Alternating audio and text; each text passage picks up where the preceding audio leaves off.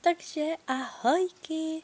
já se jmenuji LBSNesí, jak asi už můžete vědět.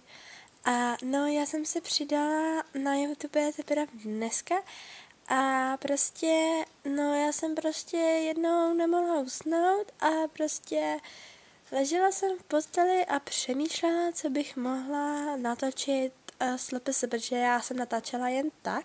a mě to hrozně moc bavilo a tak jsem si řekla, jak sleduju LPS Lucku 1, LPS Ivíka, LPS BFF a LPS Lucku 1, že se mi ty videa moc líbí a že bych to mohla taky zkusit. Ale nevěděla jsem, jestli ty videa fakt budou dobrý, protože